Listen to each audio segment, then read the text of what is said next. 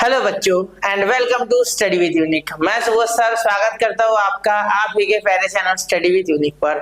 और इस लेक्चर में हम एक्सरसाइज 4.4 शुरू करने जा रहे हैं और हमारा डिटरमिनेंट एंड मैट्रिसेस, इसका मैट्रिसेस वाला पार्ट इस लेक्चर से शुरू हो रहा है। ठीक है, अब इस लेक्चर में हम मैट्रिसेस और उसके टाइप्स ये देखेंगे। ठीक है, तो सबसे पहली बात, मैट्रिसेस टोटल 15 टाइप के होते हैं बच्चा। इसमें हम कैसे सॉल्व करना है, addition subtraction multiplication of matrices, हर एक चीज यहाँ इस लेक्चर में देख लेंगे। ठीक है, मतलब इस लेक्चर में नहीं, धीरे धीरे इस टॉपिक के साथ। ठीक है, पहले इस लेक्चर में तो टाइप्स ऑफ मैट्रिसेस ही देखेंगे। ओके, चलिए तो शुरू करते हैं टाइप्स ऑफ मैट्रिसेस। अब मैट्रिसेस के टाइप्स 15 होते हैं। पहला जो होता है मैट्रिक्स, वो होता है रो मैट्रिक्स। देखो, मैट्रिसेस यानी एक से ज्यादा, ठीक है, प्लूरल। मैट्रिक्स यानी सिंगुलर। ठीक है, मैट्रिक्स क्या होता है, तो देखो मैट्रिक्स और डिटरमिनेंट, इसमें ये फर्क होता है कि डिटरमिनेंट कुछ ऐसे सीधे लाइन लिख के लिख देते, लेकिन मैट्रिक्स ऐसे थोड़ा सा स्क्वायरिश बॉक्स निकालते। ठीक है, देखो ये स्क्वायरिश बॉक्स, ठीक है, ये फर्क है। ये मैट्रिक्स है और ये डिटरमिनेंट है। ठीक है, ओके, क्लियर। चलिए, तो रो मैट्रिक्स यानी जिसमें सिर्फ एक ही रो है। ठीक है, देखो एक ही रो है, देखो इसमें भी देखो एक ही रो है, इसमें भी देखो एक ही रो है। ठीक है, और बनाऊं मैं, देखो कैसी होती है ये, अगर मैं लिखूं 2 3 5 तो ये होगी रो मैट्रिक्स। ठीक है, क्योंकि इसमें एक ही रो है, कॉलम भले ही 3 है। ठीक है, अब ये देखो कॉलम मैट्रिक्स। अब इससे आप समझ गए कि जिसमें एक कॉलम होता है उसको बोलते हैं कॉलम मैट्रिक्स। देखो यहाँ भी देखो, यहाँ भी देखो एग्जांपल। ठीक है, और सपोज मैं और एक खाता लिख दो अपने मन से, तो 2 0 -2, तो यहाँ पे देखो कॉलम एक ही है लेकिन रो 3 है। ठीक है, क्लियर। ठीक है, अब देखो, अब और एक चीज, आप बहुत से बच्चे कंफ्यूज रहते हैं, ये कुछ स्पेशल बता रहा मैं आपको। देखो ये समथिंग स्पेशल है। ये क्या है, स्पेशल केस। अगर यहाँ पे आपको बोले कि बता बेटा ये 5 दे दे कोई ऐसा डब्बे में, और बोले बता बेटा ये कॉलम है कि रो, भाई आप बोलना कि इसमें एक ही रो है और एक ही कॉलम है। देखो एक ही रो एक ही कॉलम, तो इसलिए इसको बोलेंगे कॉलम एज वेल एज रो। ये दोनों है, कॉलम एज वेल एज रो, दोनों टाइप का मैट्रिक्स है। ठीक है, आज ध्यान में कंफ्यूज नहीं होना है, हम जानते हैं कि ये दोनों टाइप का है। ठीक है, ये थोड़ा सा ध्यान से, क्लियर। रो कॉलम समझ गए, ये भी समझ गए। ठीक है, ये बहुत से बच्चे भूल जाते हैं। ठीक है, चलिए अब आगे जीरो और नल मैट्रिक्स। देखो जीरो मैट्रिक्स के आपके ध्यान में आ गया होगा नाम से कि सारे के सारे एलिमेंट जीरो। ठीक है, मतलब देखो ये यहाँ पे सारे जीरो है, ये यहाँ पे सारे जीरो है 3 into 3 में। ये ऐसे भी हो सकता है कि आपको एक ओ और यहाँ पे लिख दे 0 0 0 0, बस हो गया। जरूरी नहीं यहाँ पे ओ ही लिखा जाए, ए बी सी कुछ भी लिख सकते हैं। ठीक है, ओके, तो ये सारे जीरो, क्लियर। तो ये जीरो मैट्रिक्स। अब स्क्वायर मैट्रिक्स। स्क्वायर यानी क्या, number of rose and column equal होने चाहिए। ठीक है, जैसे देखो ये देखो 3 रो 3 कॉलम, 2 रो 2 कॉलम, ये ऐसे भी लिख सकते हैं 2 3 5 6 7 8 -1 2 0, आ गया। ऐसे भी कर सकते, क्लियर।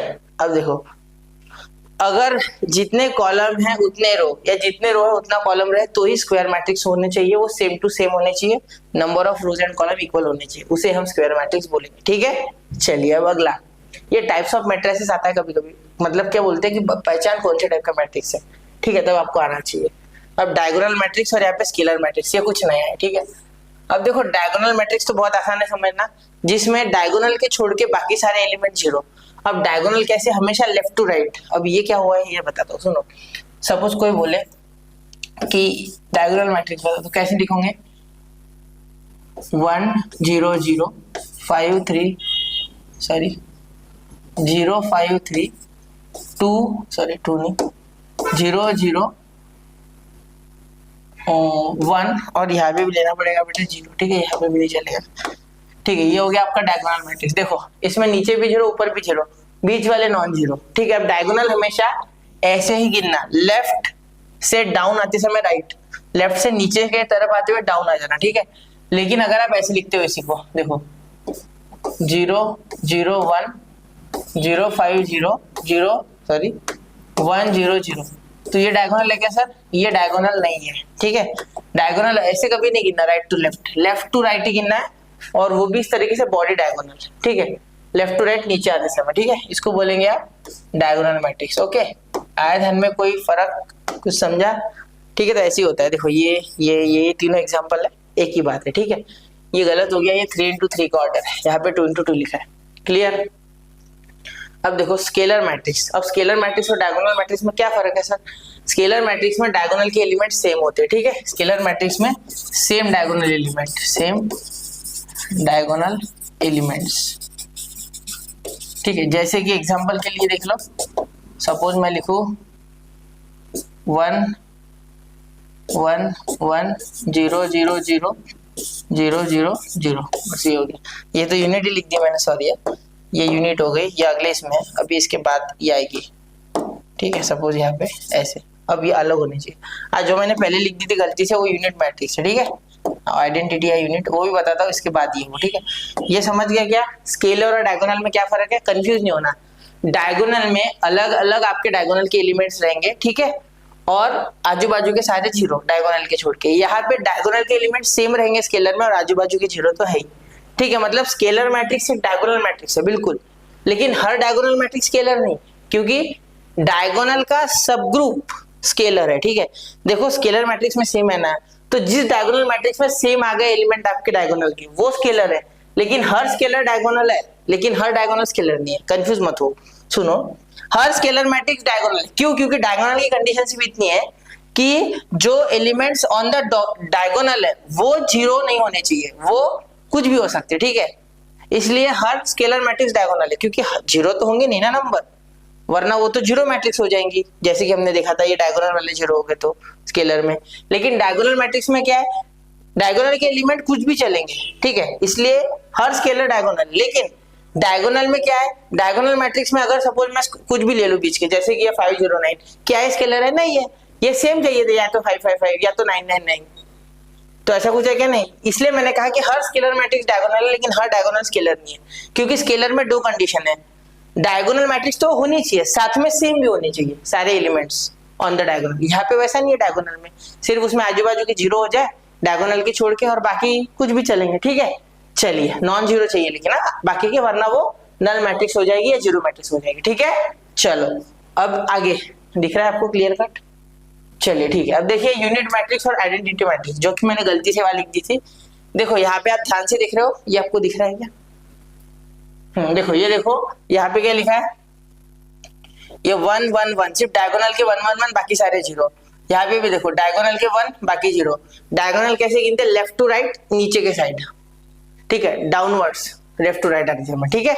आगे ध्यान में, अब जो आपकी यहाँ पे एक देखो, every identity matrix is a scalar matrix, but every scalar matrix is not identity matrix. मतलब बोल रहा हूं मैं, आइडेंटिटी मैट्रिक्स स्केलर मैट्रिक्स है, क्यों? क्योंकि देखो स्केलर मैट्रिक्स में क्या था कि डायगोनल वाले एलिमेंट सेम चाहिए, और यहाँ पे डायगोनल वाले एलिमेंट क्या है बेटा? सेम है, इसलिए ये स्केलर तो है ही, ठीक है। लेकिन हर स्केलर मैट्रिक्स डायगोनल नहीं है, क्योंकि वहां पे 1 ही थोड़ी आता है, कुछ भी नंबर आ सकता है। जैसे पिछले इसमें देखो 5 5 5 आ गया, ध्यान में, समझा? अरे ये क्या कर दिया मैंने, ये यहाँ पे एग्जांपल में लिख दिया क्या? सॉरी, सेम डायगोनल एलिमेंट ना, सेम यहाँ पे 3 3 3 चाहिए, सॉरी ठीक है, वो मैंने गलती से लिख दिया, ओके। अब आगे, every scalar matrix is a diagonal matrix, but every diagonal matrix need not to be a scalar matrix. अभी मैंने आपको बताया हर डायगोनल मैट्रिक्स जो होती है वो स्केलर नहीं होती, लेकिन हर स्केलर डायगोनल होती है, ठीक है। अब upper triangular, lower triangular. Upper triangular यानी अगर नीचे जीरो का ऐसे ट्रायंगल बने तो अपर, और ऊपर बने जीरो का ट्रायंगल तो लोअर, ठीक है, दो होते हैं इसमें, ठीक है। ये अपर वाला देखो, इसमें क्या है, एक एग्जांपल लिखूं मैं, देखो सपोज एक मैट्रिक्स है C, जिसमें आपको लिखना है 2 3 1, फिर 5, फिर 2, फिर यहाँ पे -3 लिखना है सपोज। तो ये देखो, ये 0 0 0, देखो ये ट्रायंगल बन गया जीरो का, और ये भी कहाँ बना है? नीचे। तो इसीलिए आपको अपर कहना है, नीचे बनेगा तो अपर, ठीक है, मैंने तो ऐसे याद रखा है। अगर जीरो का ट्रायंगल नीचे बन रहा है तो अपर, लेकिन अब देखो अगले इस पे, अगर जीरो का ट्रायंगल ऊपर बन रहा है तो लोअर, उल्टा। देखो जैसे कि अगर सपोज यहाँ भी सी मैट्रिक्स लिखता हूँ 1 2 3 4 5 6, तो देखो 0 0 0, देखो ऊपर बन गया, तो इसलिए ये क्या बन गया आपका? अपर है, इसलिए लोअर ट्रायंगुलर मैट्रिक्स, ठीक है। नीचे कुछ है या ऊपर जीरो, ऐसे याद रखो ना, ऊपर जीरो, ये कैसे, ये कुछ भी एलिमेंट हो सकते, तो अगर ऊपर जीरो बन रहा है तो लोअर। आए ध्यान में, कोई दिक्कत नहीं, यानी डायगोनल के नीचे के अगर नॉन जीरो है तो आप कहोगे लोअर, और डायगोनल के ऊपर के अगर नॉन जीरो है तो आप कहोगे अपर, ऐसा है ये। एक्चुअली, लेकिन मैंने जीरो से याद रखा है, ठीक है। मैंने जैसे याद रखा वैसे आपको बता दिया। अब ट्रायंगुलर मैट्रिक्स, जिसमें भी ऐसा ट्रायंगल बन रहा है 3 तिगाड़ा काम बिगाड़ा वाला, ठीक है, 0 0 का, उस सबको हम बोलेंगे ट्रायंगुलर मैट्रिक्स, ठीक है। डायगोनल मैट्रिक्स हो, स्केलर मैट्रिक्स हो, क्योंकि डायगोनल की कंडीशन क्या थी, डायगोनल की एलिमेंट क्या है बेटा, नॉन जीरो, बाकी सारे जीरो, तो वो तो आ ही रहा है ट्रायंगुलर में, ठीक है, क्योंकि ऊपर तो ट्रायंगल बन ही रहा। बताओ, देखो ये देखो, ये तो बन ही रहा ना, ये हो, या यहाँ पे मैंने जो एग्जांपल लिया ये तो है ना ट्रायंगुलर, ठीक है। और ये देखो स्केलर भी है, क्योंकि स्केलर में भी यहाँ पे ट्रायंगल, तो ये भी ट्रायंगुलर, ठीक है। उसके बाद ये आइडेंटिटी भी ट्रायंगुलर, बिल्कुल, हाँ।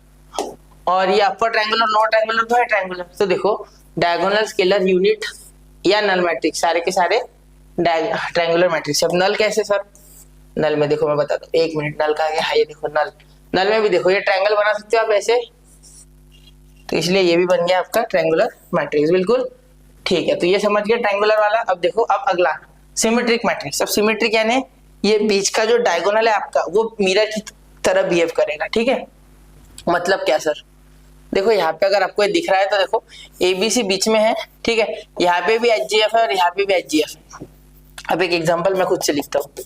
देखो सपोज B एक मैट्रिक्स है जिसमें आपने डायगोनल पे लिख दिया 5 3 -1, ठीक है। तो यहाँ पे देखो, यहाँ पे सपोज आप लिख रहे हो 2 3 4, तो यहाँ पे भी आएगा 2 3 4, ठीक है। अब ये 3 3 से कंफ्यूज हो सकता है ना आपको, चलो ये हटा के मैं लिख देता हूँ यहाँ पे 7। अब देखो ये आपका डायगोनल है और इसके इधर भी सेम एलिमेंट है, इधर भी सेम है, देखो 2 2 3 3 4 4। ये आईने की तरह नहीं काम कर रहा है क्या, लाइक अ मिरर, देयरफॉर इसको बोलेंगे सिमेट्रिक मैट्रिक्स, ठीक है। अब इसी में एक दूसरा है स्क्यू सिमेट्रिक, जो उल्टा मिरर है, उल्टा आएगा, ठीक है, उल्टा, ठीक है, उल्टा कर देगा नंबर को। जैसे अगर इसी को लिखूं मैं अच्छे से, देखो यहाँ पे अगर मैं लिखूं 5 7 -1,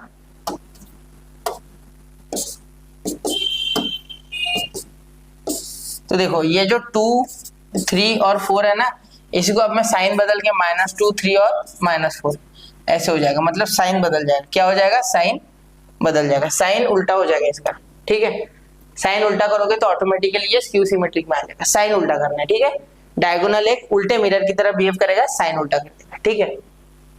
अब अगला 7th, determinant of a matrix. अरे ये डिटर्मिनेंट आपने सीखा है अभी, ठीक है, तो मैं आपको पहले एक निकाल के बताता हूँ। देखो सपोज एक ए मैट्रिक्स है जिसमें है एलिमेंट्स 1 2 3 4। अब इसका डिटर्मिनेंट कैसे निकालोगे, तो सिर्फ इसको ऐसे लिखना, ए का डिटर्मिनेंट इज इक्वल टू, इसको भी 1 2 3 4 लिखना।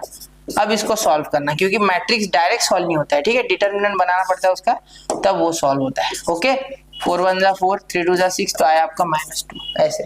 अब ऐसे ही 3 वाला भी कर सकते हैं, क्या है, ठीक है, तो वो कोई डिफिकल्ट नहीं है, ये हम जानते हैं। अब singular matrix, what is singular matrix, अगर किसी मैट्रिक्स को सॉल्व करने के बाद उसका डिटर्मिनेंट 0 आए, तब आप बोलोगे उसे सिंगुलर मैट्रिक्स, ठीक है। जैसे ये देखो 6 4 जा 24, 8 3 जा 24, क्या आया, 0। तो ए का डिटर्मिनेंट क्या आया बेटा, 0।